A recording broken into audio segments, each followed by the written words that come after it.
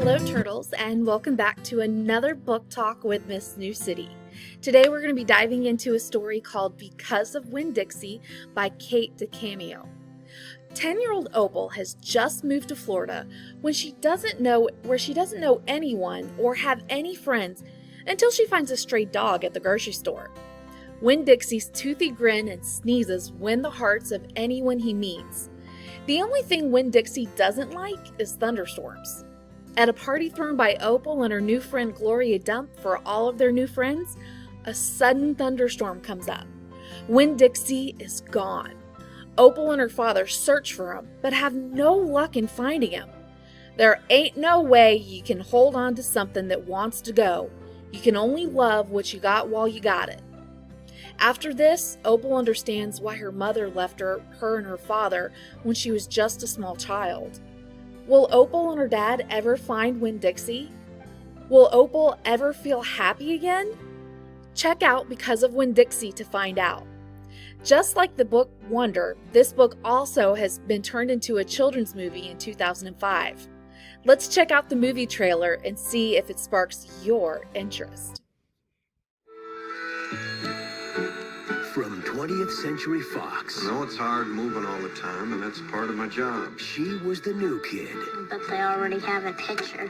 In a town where even neighbors were strangers. People in Naomi used to rely on each other. I think people forgot how to share their joy. Till the day she made a simple wish. If it's not too much trouble, I'd like a friend. Somebody go grab that dog! Don't let him get away! And everyone started to feel the magic. Call the crowd! Wait, that's my dog. Come on, boy. Come on, Winn Dixie. You do not need a dog. You know how you always tell me that we should help those who are less fortunate? He's less fortunate. From acclaimed director Wayne Wang. Winn Dixie, where are you taking us? Gertrude, the parrot, doesn't like dogs. Wow. Well, that's crazy. And the celebrated best-selling book. Better watch out. That dog's headed right for the witch house. Winn Dixie, where are you? Stop it. Did you eat my dog? Winn Dixie's better at making friends than anyone. Teach us to love one another. Jeff Daniels. This isn't a dog, it's a horse. Cicely Tyson. He sure love peanut butter. Dave Matthews. I was just playing for the animals. They seem to like it. That dog's magic. Eva Marie Saint. It's a big hug. It's just Winn Dixie. That dog is smiling at me. And introducing Anna Sophia Robb. They never want to play with us. I got it! Whoa! This February. What is going on around here? Get away from there! Oh, that's a wedgie. Don't you love a dog with a sense of humor? Discover what can happen when you go looking for a miracle. This town just isn't the same. And a miracle comes looking for you. Just about everything good that happened that summer happened because of, well, you know. Because of Winn Dixie. Oh, that's gross.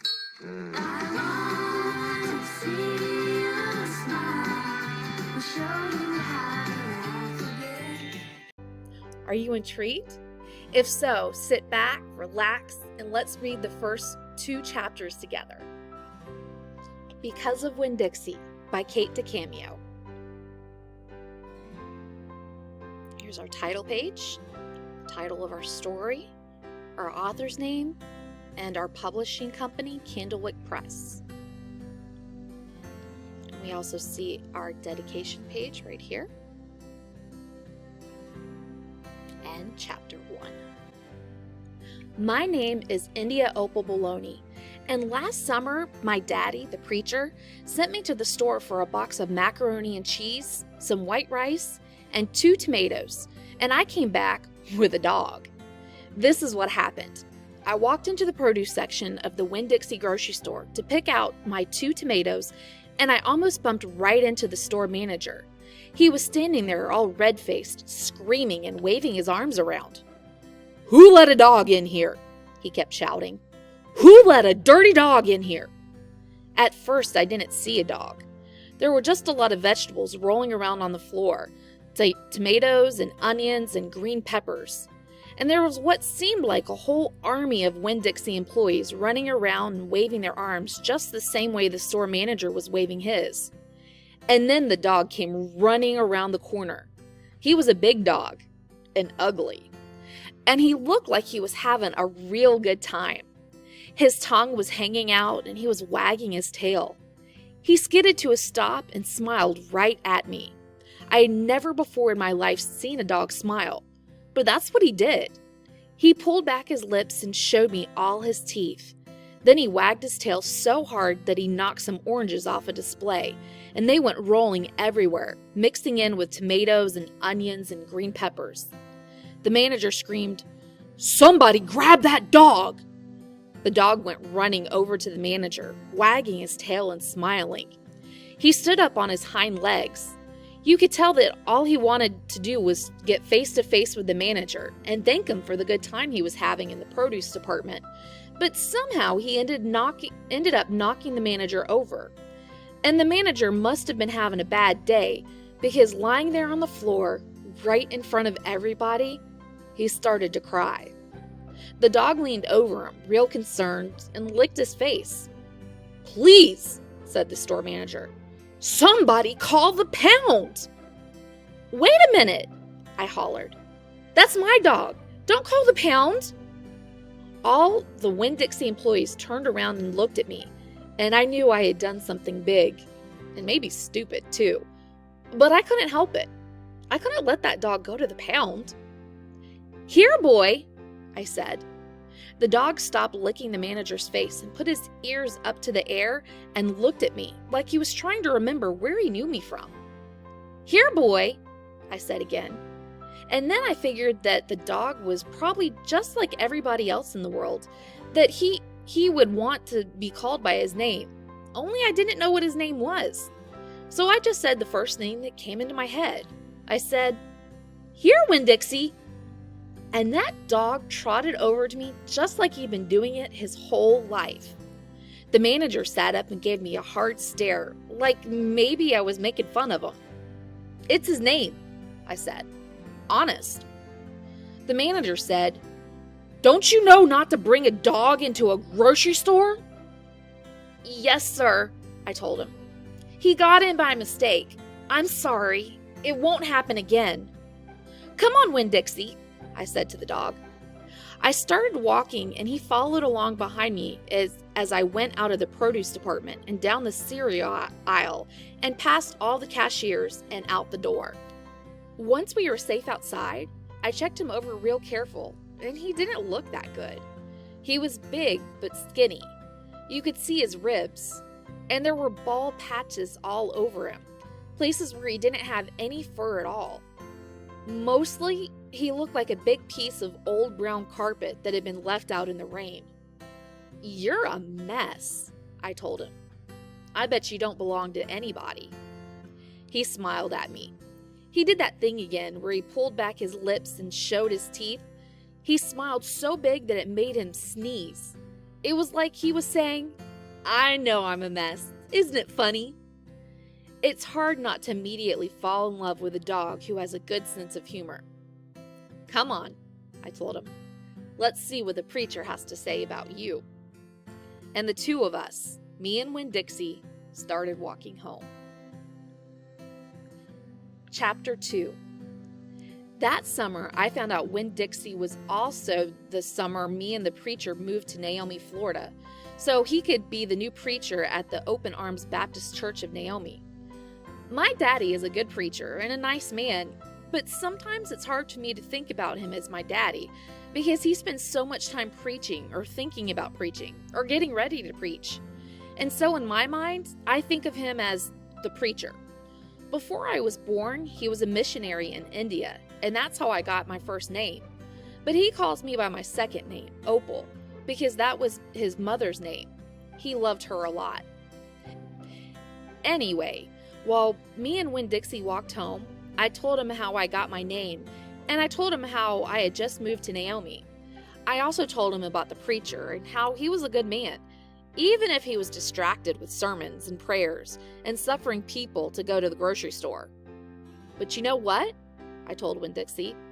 You're a suffering dog, so maybe he'll take you right away. Maybe he'll let me keep you." Winn Dixie looked up at me and wagged his tail. He was kind of limping, like something was wrong with one of his legs. And I have to admit, he stunk. Bad.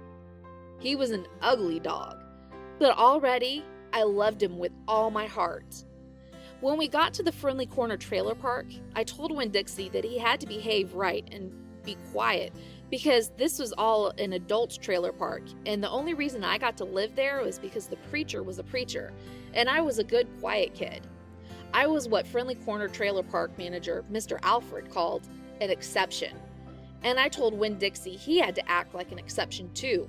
Specifically, I told him not to pick any fights with Mr. Alfred's cats or Miss DeTweller's little yappy Yorkie dog, Samuel. Winn Dixie looked up at me while I was telling him everything, and I swear he understood. "Sit," I told him when we got to the trailer. He sat right down. He had good manners. "Stay here," I told him. "I'll be right back." The preacher was sitting in the living room, working at the little fold-out table. He had papers spread all around him and was rubbing his nose, which always means he is thinking hard. "Daddy?" I said. He said back. "Daddy, do you know how you always tell me that we should help people less fortunate than ourselves?" He said. He rubbed his nose and looked around at his papers. "Well," I said, "I found a less fortunate at the grocery store." "Is that right?" he said. "Yes, sir," I told him. I stared at the preacher really hard. Sometimes he reminds me of a turtle hiding inside its shell, and in there thinking about and not even sticking his head out of the world. "Daddy, I was wondering, could this less fortunate, could he stay with us for a while?"